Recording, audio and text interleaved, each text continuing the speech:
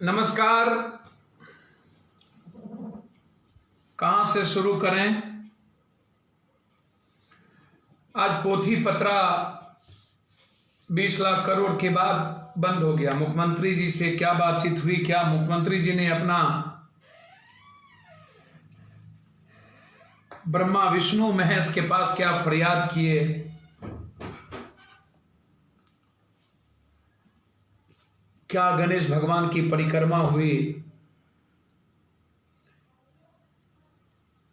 ब्रह्मा विष्णु महेश ने परिक्रमा को सुना कि नहीं सुना, ये तो भगवान जाने।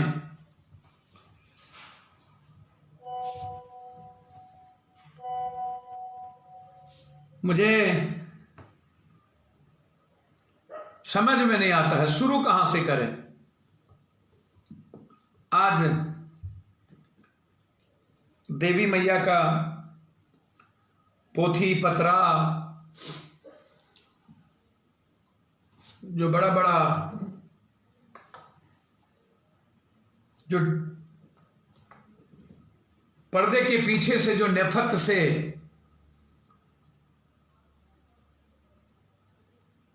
कालिदास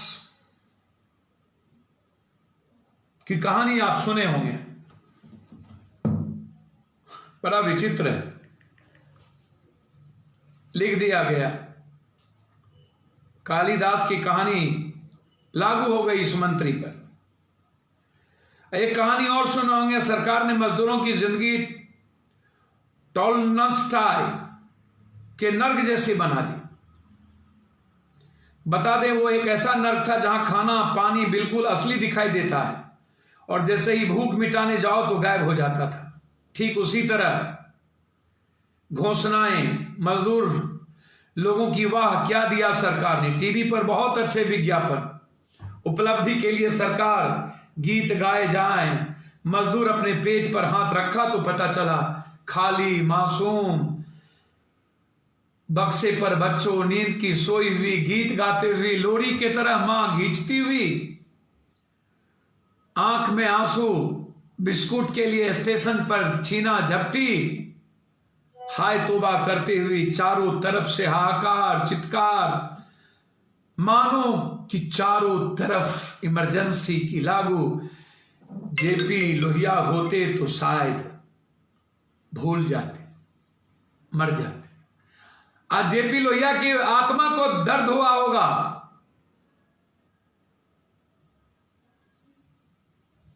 लॉकडाउन के नाम पर कानून बना दिया गया, कोई आवाज नहीं निकले मजदूरों का, किसानों का, गरीबों का। दाने दाने की जरूरत थी। चारों तरफ प्रक्रिया में हमें उलझा दिया गया। मैं तो सोचता हूं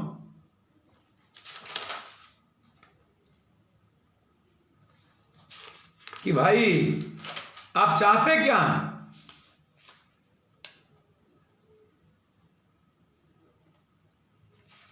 आपने एक कानून बना दी डिजास्टर,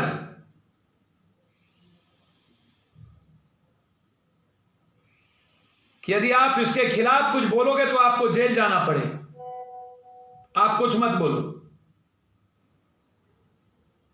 आज आप आए, पहले ही किसान इतने कर्ज में डूबे हुए हैं, आपने कहा सुनिएगा गौर से, आप सुनते नहीं हैं। वाह वाह वाह। फिर मैं कहूंगा दल और नेता से निकलिए। क्या कहा मंत्री ने? कहा मार्च तक मैंने आपको जो ऋण दिए थे उसको कर चुकाना था, अब मैं आपको 2 महीना वक्त दे रहा हूं। मार्च तक 2 महीना मतलब 12 जून। समझ रहे हैं बात को? मतलब 17 मई को लॉकडाउन कहीं कहीं यदि खुल भी जाए तो 1 जून, 12 जून नहीं 1 जून। मतलब जादू की छड़ी, डुम डुम डुम डुम डुम डुम डुम डुम, महादेव की घड़ी, जादू की छड़ी, महादेव की घड़ी। महादेव बैठे हैं, मोदी भाई जादू की छड़ी, नीतीश भाई, जोगी भाई, सब भाई भाई भाई, मुझे समझ में नहीं आई। पूरे जनता पर आई। पप्पू की माई सड़क पर। अब मुझे समझ में नहीं आता कि 17 मई और 1 मई के बीच में 12 दिन का समय, 12 दिन में कौन सा फसल किसान उपज हो जाएगा कि अपना कर चुका देंगे। 1 मई आप जरा बताइए, किसान निकले नहीं। एक तो आपने पहले कह दिया हम इतना 25,000 करोड़ रुपया केसीसी का हमने जमा कर दिया है। अब आप हमको एक बात बताइए, आप सबका कर्ज माफ करते हैं, पूंजीपति का 65,000 करोड़ सबको आप माफी देते हैं पूंजी निवेश में, लेकिन मजदूर और किसानों के लिए आपके पेट में दर्द क्यों होता है? फिर आप ऋण दे रहे हैं, फिर कह रहे हैं हम आपको ऋण देंगे। अब लोगों को जरूरत है तुरंत खाना, किसानों को जरूरत है खाना, अनाज। किसान अभी रबी फसल आप लोग उपजाए हैं ना, रबी, तो आपका रबी फसल का क्या स्थिति थी?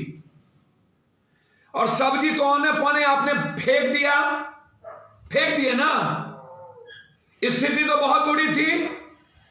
तो आप सब्जी वाले को 10,000 रुपया दे देते और रबी फसल वाले को दे देते और कहते खाद बीज वाले के लिए 10,000 हम अलग दे रहे हैं आपको। तो आपने क्या किया? एक तो लव लेटर थमा दिया। आप लोग पौध देखिए, घर में रहिए और किसान और मजदूर को कहिए, किसान को एक प्लास्टिक का क्रेडिट कार्ड, इसमें आपको ऋण आएगा 2 लाख रुपया फिर से, केसीसी किसान क्रेडिट कार्ड। 10,000 बैंक वाले लेंगे, 10,000 बिचौलिया लेगा और फिर आप पर ऋण चढ़ जाएगा। अभी आपको कह रहा 1 मई तक दे दीजिए, रबी गया भाड़ में, किसान निकला नहीं, 2 महीना किसान जब निकले नहीं तो ये पैसा तो बिचौलिया के हाथ में गया और बैंक वाले ने सब पैसा ले लिया। 25,000 करोड़ रुपया सब बैंक वाले ले लिए। बाबू मस्त हो गया, किसान और कर्ज में लग गए। अब आप बताइए पप्पू यादव क्या करे, क्या बताए, हम जाएं कहां? ये नेता लोग तो मस्त है, कोरोना वायरस से डर पागल हैं। इसकी बीवी बाल बच्चे को कोरोना वायरस ढूंढ गया, लग रहा है, कर रहा है या पापा जस्ट नो यू वेट। फिर उसका बाप बोलता है, एमएलए साहब, hello darling, please you wait because outside corona is there. अब आप बताइए, इंग्लिश में बिलैती कुत्ता, ये लोग भारी। अब किसान को कर्ज पर कर्ज, बिचौलिया का सब व्यवस्था फिट, काली मैया आई आज और ऋण दे दिया। अब हमको एक बात बताइए, हम आपसे पूछना चाहते हैं, नीतीश कुमार अभी कहा ये भारी, अब इनके बारे में हम थरथर हो गए। हमको लगता है कि मेरा मुंह में, हम क्या बोले, भाई हैं हमारे, बड़े भाई हैं, हमको लगता है कि पूछना पड़ेगा किस नक्षत्र में हमको चाचा जी से कि पैदा हुए थे ये लोग नेता लोग, अंधरिया रात था कि इंजोरिया था, किस नक्षत्र कौन था? 15 साल नेता रहे, मामूली बात तो है नहीं, नक्षत्र तो बड़ा तगड़ा था होगा। 15 साल मामूली बात है नहीं। फिर बाप का बेटा सब भी डिप्टी सीएम सब हो गया, बड़ी बड़ी मजे ले रहे हैं, एकदम मालदार चीजों पर सोते हैं। तो भैया हम तो सही में हमारा ही नक्षत्र खराब है। मधेपुरा वाला वैसे ही कर्म बोला कि नहीं तुम ही लोग खत्म हो, सेवा फालतू हो, जो लोग घर में सोए रहता है वो मजे, वही ठीक है। तुम लोग काय का सेवा किया?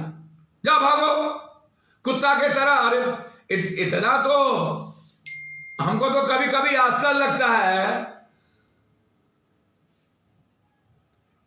जो हाल मधेपुरा साथ सुपौल वाला किया, इतना वफादारी तो मौका का मट्टी कुत्ता भी खाता है तो वफादारी करता है। हमने तो जितना से मां से बढ़ के सेवा की, तो चलिए कोई बात नहीं, जो किस्मत में था, जो औकात बतानी थी बता दिया। जनता महान, भगवान जो था, जो करना था कर दिया। मधेपुरा का अपना इतिहास है, वो सबको औकात बताता रहता। हमारी गलती थी। नीतीश बाबू ने कहा क्या जानते हैं? अनुशासन में रहिए। आज बोला, मजदूर को बोला। ये नीतीश कुमार जी अनुशासन में जिंदगी भर रह गए, 15 साल गंभीर, हुआ कुछ नहीं। नीतीश जी, आपको औकात का पता चलेगा जब आप कुर्सी से हटिएगा। पिल्लू फड़ेगा, पिल्लू आप सबको, काला नाग को, करैत को, इस सबको, नागनाथ, सांपनाथ। आप लोगों का पुराना खाता वही नहीं खुला तो मेरे नाम पर कुत्ता पोस दीजिएगा। एक एक लोगों के पाप को खोलेंगे। आपने अनुशासन दिखाया आज क्वारंटाइन में मजदूरों को। हल्ला ना करो, खाना ना दो, चुप रहो, कुछ बोलो नहीं। सुविधा के नाम पर बोला 500 रुपया जो नहीं देंगे यदि अनुशासन तोड़ोगे तो। जेपी लोहिया जी और कर्पूरी ठाकुर आज मर गए होंगे बेचारे, और आत्मा मर गया होगा। ये सब मिल करके समझ में नहीं आता। एक तरफ प्लास्टिक का थमा रहे हैं हम, तो बड़ा विचित्र स्थिति है। इन लोगों के बारे में क्या कहें हम? अभी इनको खाद बीज में पैसा देना चाहिए था, वो नहीं दिए, बड़ी बड़ी बात करके गायब हो गए। हो गई बात घोषणा, राहत तत्काल कुछ नहीं मिली, एक भी रुपया खाने पर नहीं मिला। आज भी ट्रेन पर कुछ नहीं। फसल लॉकडाउन की वजह से खेत बर्बाद हो गई। उन गरीब मछुआरों को क्या मिला लॉकडाउन की वजह से, जिनका धंधा चौपट हो गया? लिए कुछ नहीं मिला। कल प्रवासी मजदूरों को लेकर लंबा भाषण देकर चली गई, लेकिन उनको तत्काल राहत आज तक कुछ नहीं मिला। अब आप बताइए ना, हम तो बहुत बड़ी बात बोले आपको। अब समझ में हमको वित्त मंत्री जी का नहीं आया। 1 किलो चना 2 महीने में 5 किलो अनाज, 1 किलो चना। ये जानवर है क्या आदमी वित्त मंत्री जी कि चना और 5 किलो दाल, सब्जी, नमक, तेल, ये कौन देगा? ये जो राशन कार्ड की बात आप किए, कच्चा जानवर के तरह खाएंगे क्या आदमी? एक राष्ट्र एक राशन कार्ड 99 में रामविलास पासवान ने घोषणा किया था, फिर इसकी मार्केटिंग शुरू कर दी। याद कीजिए रामविलास पासवान कब बोले थे? 2020 तक पूरे भारत में कोई राशन, मतलब 67 करोड़ रामविलास जी ने 2020 तक पूरे भारत में कोई कहीं से भी राशन ले सकता है। सरकार के मुताबिक 67 करोड़ भारतीय, जो कि कुल राशन का 80% लाभान्वित होंगे। भगवान जाने उस समय यह व्यवस्था लागू हो पाएगा या फिर प्रचार का एक माध्यम बन जाएगी। अभिजीत ने कहा था व्याख्यान में कि गरीब भारतीयों को 7,500 डायरेक्ट ट्रांसफर करना चाहिए। अब क्या हुआ भाई? आप कितने बार ये बात कहिएगा? फिर आप कहते हैं कि अगले बार भी ये बात हुई, उसका भी कोई मतलब नहीं निकला। 95% प्रवासी मजदूरों के पास राशन खत्म हो चुका और 93% मजदूरों के पास आय का कोई साधन नहीं है। जनसाहस के सर्वे के मुताबिक ये आ गया। 9 साल पहले एक प्लान बनाया था, public distribution system, PDS. Infosys वो फाउंडर है, आधार प्रोग्राम जनक है वो। आपको याद होगा इंफोसिस, आधार प्रोग्राम का जनक, कितना सुंदर। पीडीएक्स, जरूरतमंद नागरिकों को सुविधा लाभ पहुंचने के लिए कंप्यूटर के मदद से डिस्ट्रीब्यूशन करने की जरूरत है, परंतु सरकार ने वो रिपोर्ट कचरे के डब्बे में डाल दी। सोचिए अगर आज वो व्यवस्था यूपीए की सरकार में हुआ था, गरीबों को सड़क पर भटकना नहीं पड़ता। आज सरकार के पास कुछ नहीं है। 2001 अगस्त को लागू हो जाएगी, 2021 में ही बात बोल रहे हैं, जबकि 2020 में रामविलास पासवान ने बोल दिया। अब हमको समझ में नहीं आता है कि ये पंचवर्षीय योजना 3 दिनों में ये बोल रहे थे, क्या मिला क्या? श्रमिक कानून पर कुछ नहीं बोले, प्रवासी पर कुछ नहीं बोले। प्रवासी मजदूर अब जो गांव जाएगा और यदि बटेदारी भी करता किसी किसान की जमीन लेकर, तो उसके पास तो बीज और खाद के लिए पैसा नहीं है, तो कहां से बटेदारी करेगा? आप जरा बताइए, आप हमको, आपने वो स्थिति भी पैदा नहीं की। आप रेहड़ी पटरी वाले को 50 लाख का टारगेट किए, जबकि दिल्ली में 1.5 करोड़ लगभग रेहड़ी पटरी वाले हैं, बिहार में लगभग 3 करोड़ है। यूपीए के सरकार में यह कानून बनी, आपने उसको भी खाते में डाल दिया। और सबसे बड़ी दुखद है कि अभी भूख और रोटी की जरूरत है, मजदूरों के जेब में 10,000 रुपये देने की जरूरत, किसानों के रबी फसल होने पौने में चले गए, उस पर कुछ नहीं बोले। आज बवाल मचा हुआ है, किसानों पर बवाल नहीं है, मजदूर मर रहे उस पर नहीं, मंदिरों पर। मैं कब से बोल रहा हूं मंदिरों के पैसों के सवाल को। 5 मंदिरों में 60,000 टन सोना है, तिरुपति मंदिर में 9,259 किलो सोना है। ये सोना क्यों गरीबों में नहीं लगेंगे? 30 टन चांदी तिरुपति बालाजी आंध्र प्रदेश के चित्तूर जिलों में। धन और वैभव श्री भगवान तिरुपति बालाजी के मंदिर बजट की सालाना 2,600 करोड़ होता है। यहां 1,000 करोड़ हुंडी में चढ़ावे के रूप में आता है। 8,000 करोड़ रुपया तो तिरुपति को सिर्फ ब्याज से मिल जाते हैं। इसके अलावे भी 600 करोड़ अन्य साधनों से इस मंदिर में कमाई होती है। अलग अलग बैंकों में इस मंदिर का करीब 3,000 किलो सोना जमा है, जबकि मंदिर के पास 1,000 करोड़ रुपए का फिक्स डिपॉजिट है। पद्मनाभ स्वामी मंदिर केरल के त्रिपुंदरम स्थित पद्मनाभ स्वामी मंदिर देश का सबसे बड़ा अमीर मंदिर है। इस मंदिर में कई क्विंटल सोना और हीरे जवाहरात है। इस मंदिर के पास 1,300 टन सोना है। सिद्धि विनायक मंदिर मुंबई स्थित सिद्धि विनायक मंदिर महाराष्ट्र में दूसरे सबसे अमीर मंदिर हैं। इस मंदिर के पास 160 टन सोना जमा है। सिद्धि विनायक मंदिर भी स्वर्ण मौद्रीकरण योजना के तहत 44 किलो सोना जमा करेगा। हर साल इस मंदिर में लगभग 50 करोड़ रुपए का चढ़ावा होता है। इसके 125 करोड़ रुपए फिक्स डिपॉजिट आते हैं। जगन्नाथ मंदिर पुरी के ये मंदिर भगवान जगन्नाथ श्री कृष्ण को समर्पित है। इस मंदिर की संपत्ति 2,500 करोड़ रुपया से भी ज्यादा है। यह वैष्णव संप्रदाय का मंदिर है। शिरडी के साईं बाबा स्थित साईं बाबा का मंदिर महाराष्ट्र के सबसे अमीर मंदिरों में से एक है। इस मंदिर के पास 360 किलो सोना है।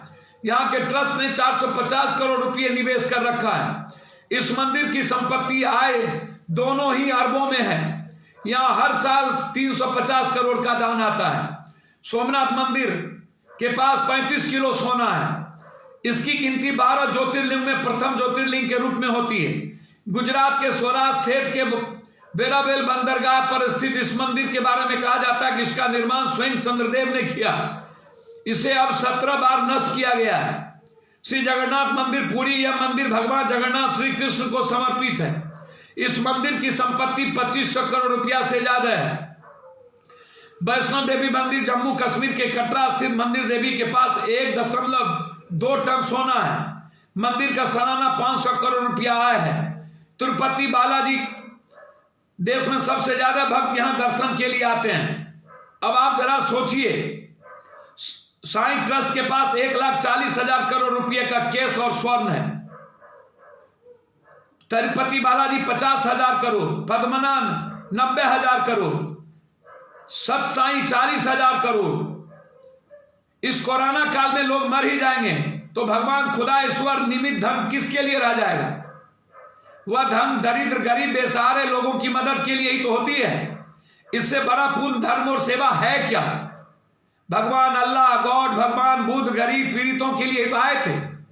चाहे वो टेंपल मंदिर हो या किसी भी धार्मिक, कहीं भी बड़ा से बड़ा मंदिर का ट्रस्ट हो या बड़ा से बड़ा कहीं भी बड़ा कोई जमात में पैसा हो, मस्जिद का में हो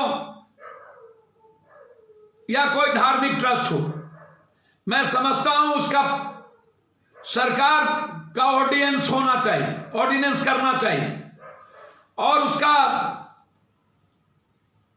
पूरा का पूरा पैसा मजदूर और किसान, युवा बेरोजगारों पर खर्च होनी चाहिए। इसीलिए आप इस बात को समझने की कोशिश करिए। पुण्य और सेवा के लिए ही हमारे सभी धार्मिक धर्म संस्थाओं जीवन का समर्पण करता है। बेहिसाब धर्म किसके लिए है? इस पर हम सबको मिल करके बात करना होगा। केरला में जो पद्मनाभस्वरी है वो 90,000 करोड़ है। इन सारे मीनाक्षी अन्ना मदुरई 2 करोड़, वृंदास्वामी temple Thanjavur 3, Jagannath temple Puri 4, Venkateswara temple त्रिभुवन 5, Padmanabha Swamy temple 6, Somnath temple 7, Ramanatha Swamy temple, Shri Ram Ganga, Lingaraj temple, Kamakhya temple. मतलब ये देश के बजट से हम जितनी संपत्ति है इनके पास, अब आप समझ लीजिए कि हम इस हिंदुस्तान के 80% गरीबों को कम से कम आत्मनिर्भर बना सकते हैं। प्रधानमंत्री जी और मुख्यमंत्री जी से मेरा आग्रह है, एक तरफ आप ऋण पर ऋण देकर के बोझ के तले दबाओगे।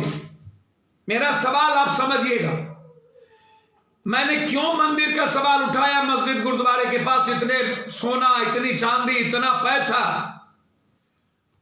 गुरुद्वारे, मस्जिद और चर्च, कई सारी संस्थाएं ऐसी हैं जो काम कर रही हैं स्कूल पर, चीजों पर, लेकिन हमारी जो मंदिर है ये कंप्लीट ट्रस्ट बना करके चीजों को रखी।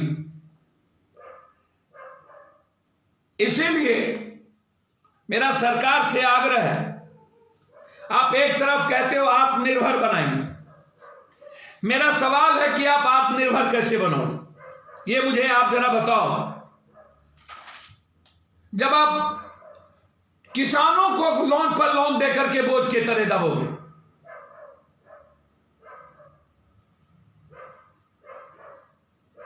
और मजदूरों को मारोगे, एक तरफ किसान का बेटा है मजदूर और वो सड़कों पर मर रहा है, किसान उसके मां बाप है और किसान का बेटा मजदूर वो सड़कों पर मर रहा है।